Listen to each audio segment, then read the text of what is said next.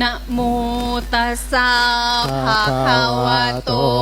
อะระหะโตสัมมาสัมพุทธัสสะ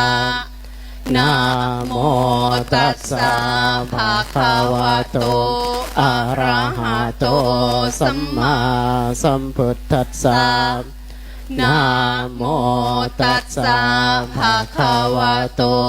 อะระหะโตสัมมาสัมพุทธัสสะอิติปิโสภะคะวะอะระหังสัมมาสัมพุทโธวินชาจารณาสัมปันโนสุขโตโลกวิทูอนุตตโรปุริสธรรมมาสารทิสัทธาเทวมนุษย์สานังพุทโธภะคะวะอิติปิโสภะโตภะคะวะตาธัมโมสันทิโกหากาลิโกเฮหิปัสสิโกโหปนะยิโกปัจจัตตังเวทิตาโพวินโยมเฮติอิติปิโสภะคะวะอะระหังสัมมาสัมพุทโธวิชา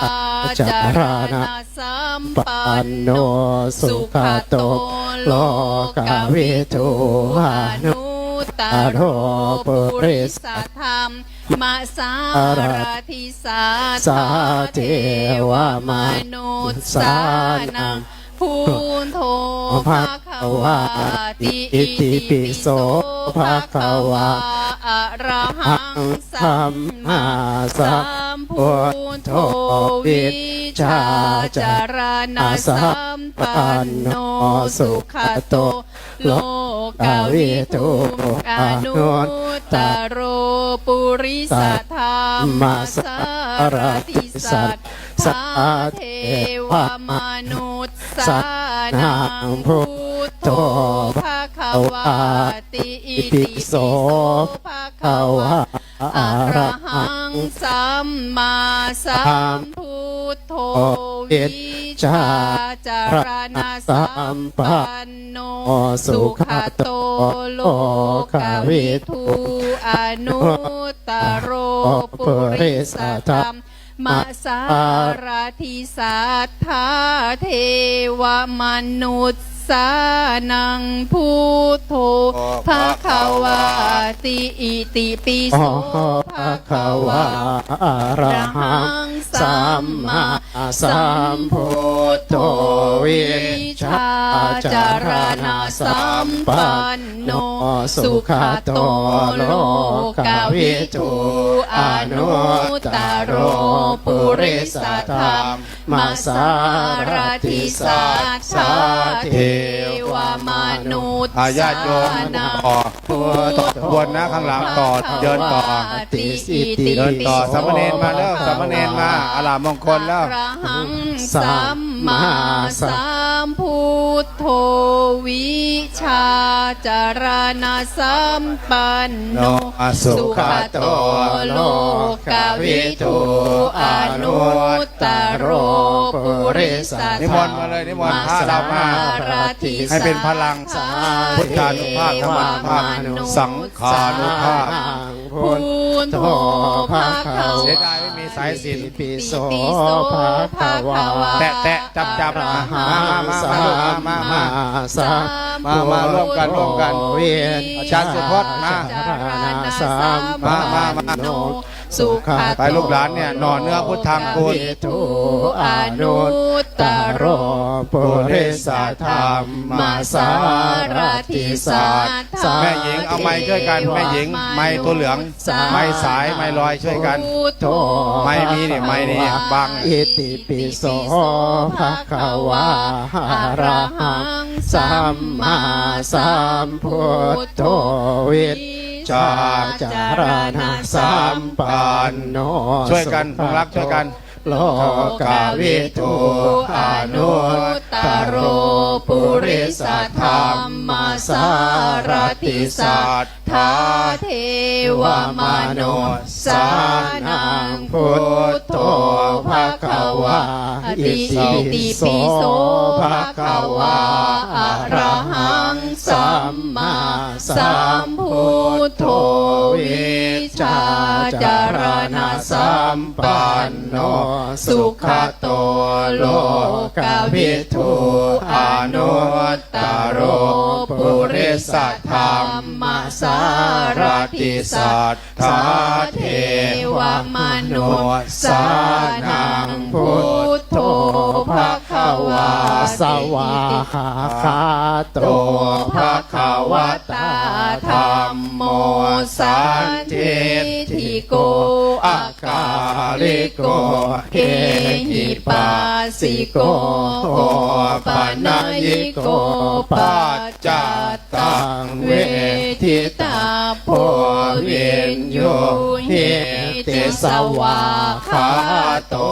ภควตาธัมโมสันทิทิโกอากาลิโกเอหิปัสสิโกโอปนัญิโกปัจจ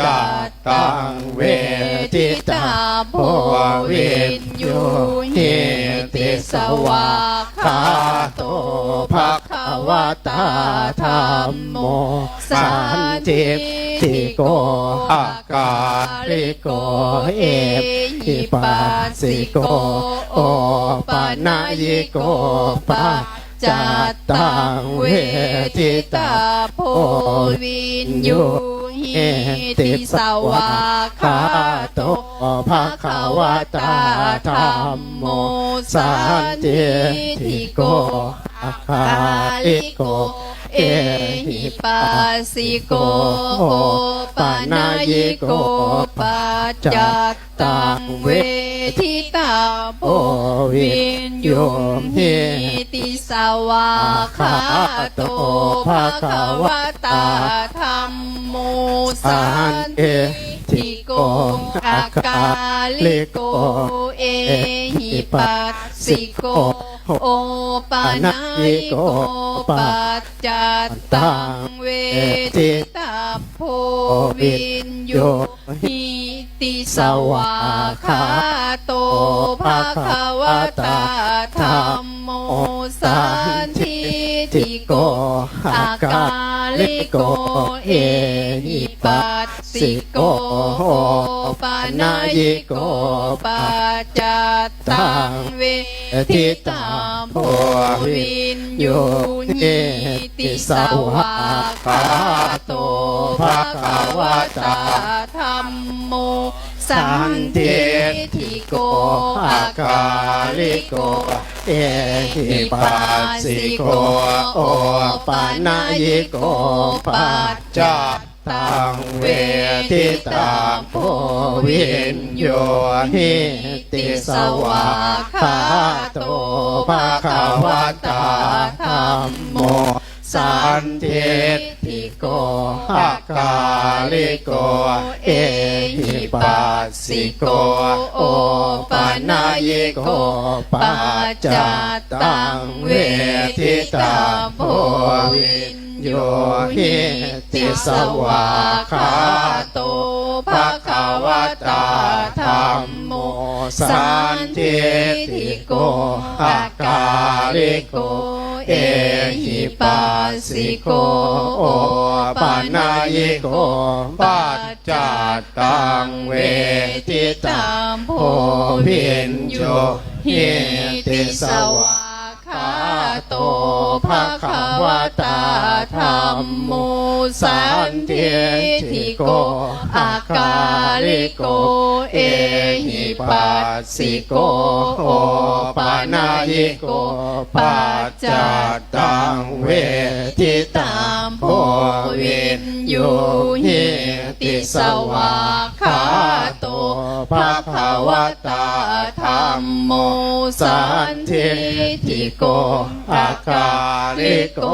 เอหิปัสสิโก อีกรอบหนึ่งรอบสุดท้ายรอบที่สองต่อไปรอบที่สาม เว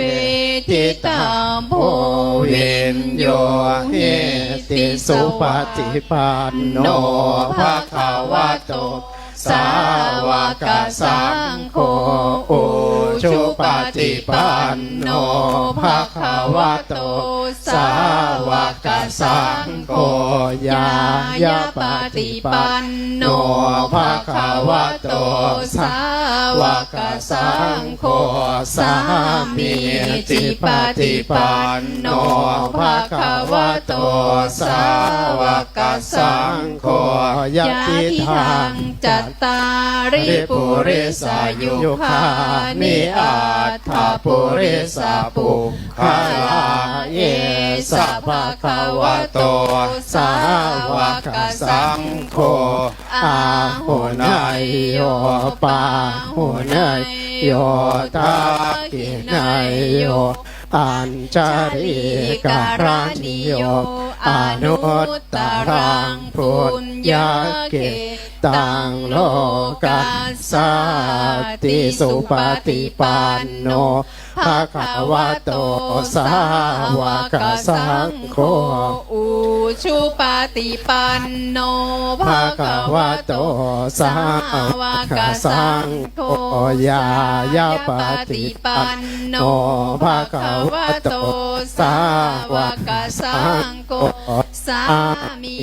จิปฏิปันโนภะคะวะโตสาวกสังโฆยะทิทังจัตตาริปุริสายุคานิอัตถปุริสาปุคาลาเอสัพพะคะวะโตสาวกสังโฆอาหุนายโยปาหุนายโยทักขินายโยหันชาลิการานิโยอนุตตรังพุญญาเขตังโลกัสสติสุปฏิปันโนภะคะวะโตสาวกสังโฆอุชุปฏิปันโนภะคะวะโตสาวกสังโฆอายาปฏิปันโนภะคะวะโตสาวกสังโฆสามีจิปฏิปันโนภะคะวะโตสาวกสังโฆ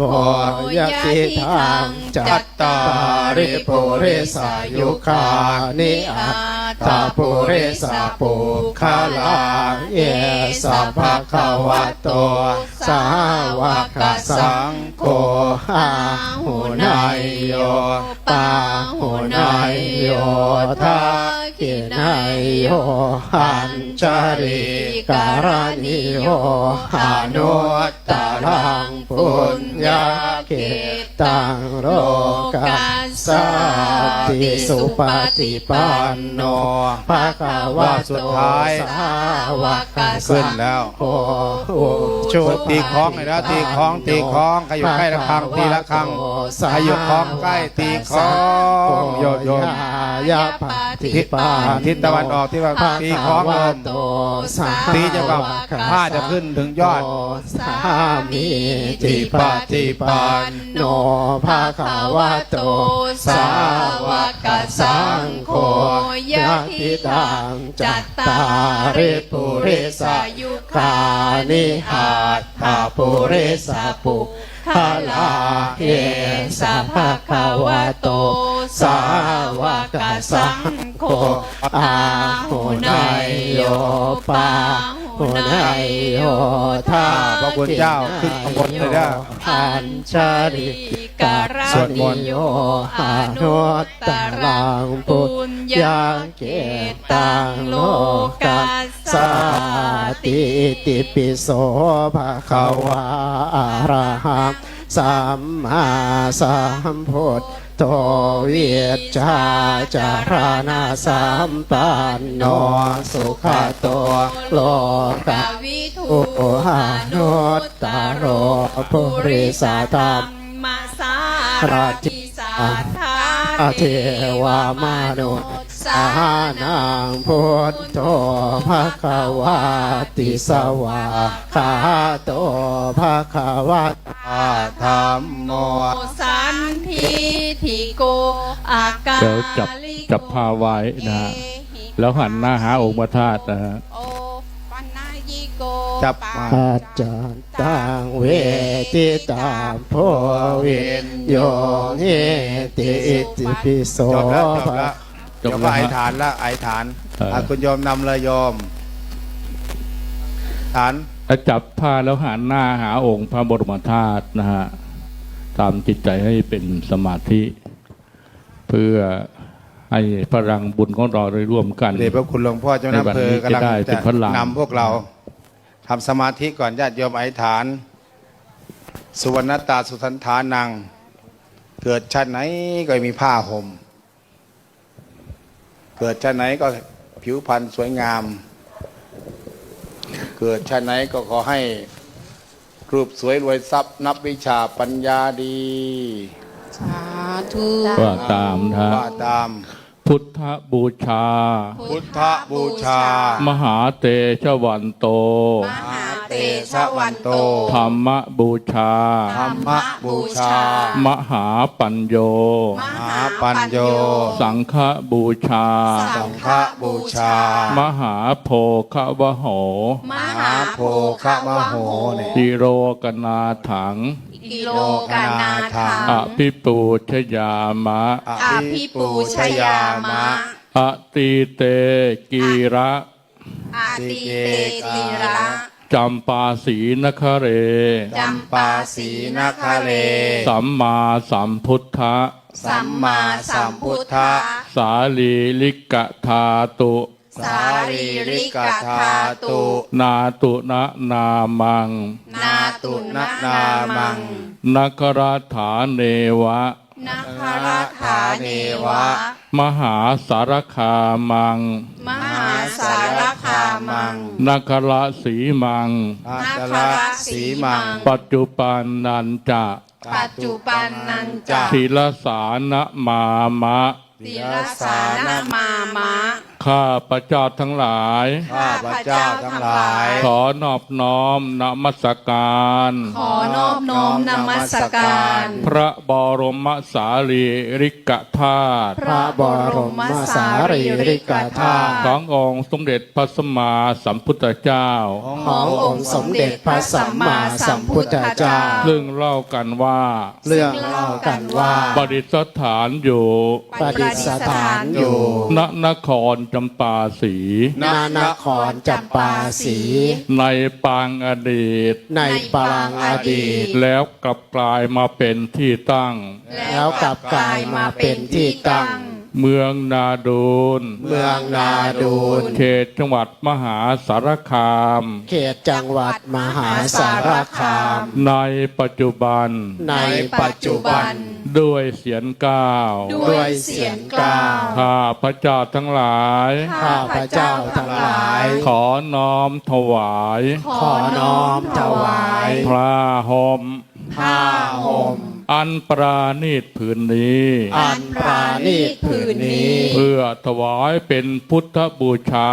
เพื่อถวายเป็นพุทธบูชา องค์สมเด็จพระสัมมาสัมพุทธเจ้า องค์สมเด็จพระสัมมาสัมพุทธเจ้า พระบรมธาตุนาดูล พระบรมธาตุนาดูล ขออานิสงส์ ขออานิสงส์ แห่งการถวายผ้านี้ แห่งการถวายผ้านี้ จงเป็นภารวะปัจจัย จงเป็นภารวะปัจจัย หนุนส่ง ห หนุนส่ง ให้ข้าพระเจ้าทั้งหลาย ให้ข้าพระเจ้าทั้งหลาย มีความสุขความเจริญ มีความสุขความเจริญ ด้วยอนุภาพ ด้วยอนุภาพ แห่งการถวายผ้านี้ แห่งการถวายผ้านี้ จงดลบันดาล จงดลบันดาล ให้ข้าพระเจ้าทั้งหลาย ให้ข้าพระเจ้าทั้งหลาย พบแต่ความสุขความเจริญ พบแต่ความสุขความเจริญ ขอ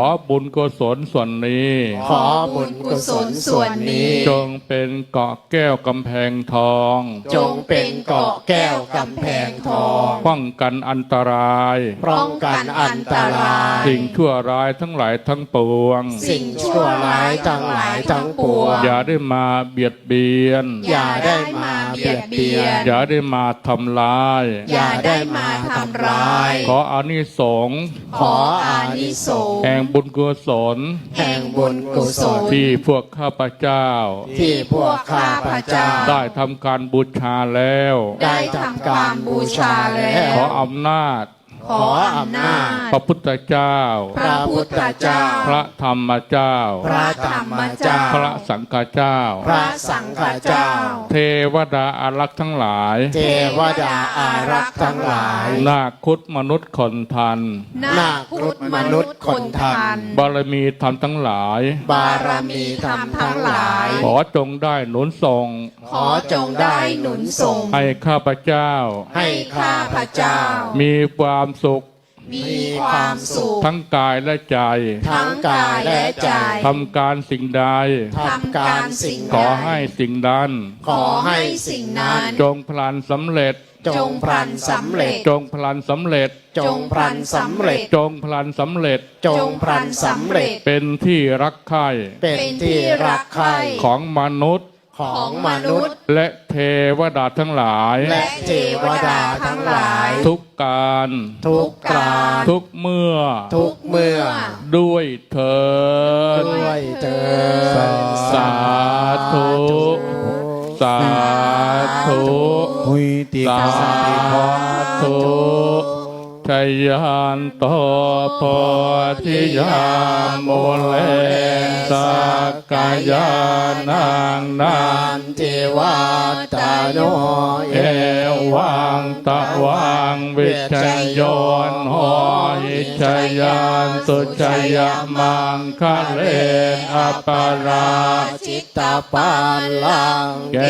เสนเสปัทาวิโปคะเลนอภิเศษเกณสัพพพุทธานัง อาคา ปันโตปันโมทัติตุนาคาตังสุมังคารัง สุปา ภาตังสุโหติตังสุขันโน สุมโหโตจัก สุเกตังพรหมจารีสุปทาคินังกายกรรมังวาจากรรมัง ปะทา คินังปะทา ขีนัง มโนกรรมังปณิติเตปะทาคินาปะทาคินานิกาตวานัลลปันตเทปะทาคิเน สาธุสาธุ สาธุ อนุโมทามิ สาธุ สาธุเข้าที่โยม สาธุ นะ